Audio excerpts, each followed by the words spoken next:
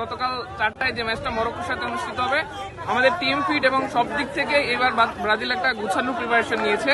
তো আমরা রাজশাহী বিশ্ববিদ্যালয়ে আজকে যারা ব্রাজিল সমর্থক গোষ্ঠী আছে সবাই আমরা দলকে শুভবার্তা জানার জন্য একত্র হয়েছি, বিজয় মিছিল উদযাপন করছি এবং ভালো খেলবে ব্রাজিল, এইটুকুই আমাদের প্রত্যাশা।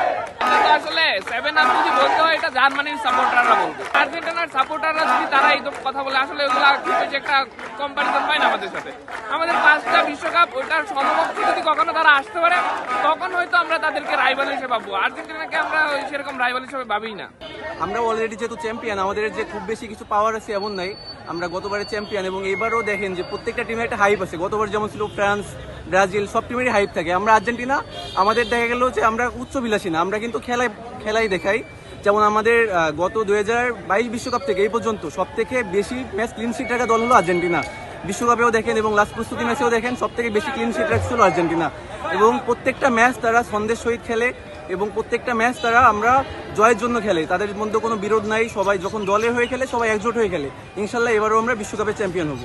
বিশ্ববিদ্যালয়গুলোতে ঘাটে দেখবেন যে শিক্ষিত পোলাপান যারা আছে তারা বেশিরভাগ ব্রাজিল সাপোর্ট করে, আর অন্যান্য জায়গায় দেখবেন যেমন বস্তি গেলে দেখবেন অনেক বেশিরভাগ পোলাপান, টোকাই পোলাপান দেখবেন ব্রাজিল সাপোর্ট করে। ব্রাজিল কখনোই প্রথম ম্যাচ হারেনি, বিগত 90 বছর ইতিহাসে প্রথম ম্যাচ জয় দিয়ে শুরু করবে ইনশাল্লাহ। আর্জেন্টিনা ডিফেন্ডিং চ্যাম্পিয়ন এবং যেই টিম নিয়ে আর্জেন্টিনা গতবার চ্যাম্পিয়ন হয়েছে সেই টিমে আবার আর্জেন্টিনা আসছে। কিছুটা পরিবর্তন আসছে, যেই পরিবর্তনটা গতবারের দুর্বলতা ছিল সেইখানে আমরা আরো পরিবর্তন করছি।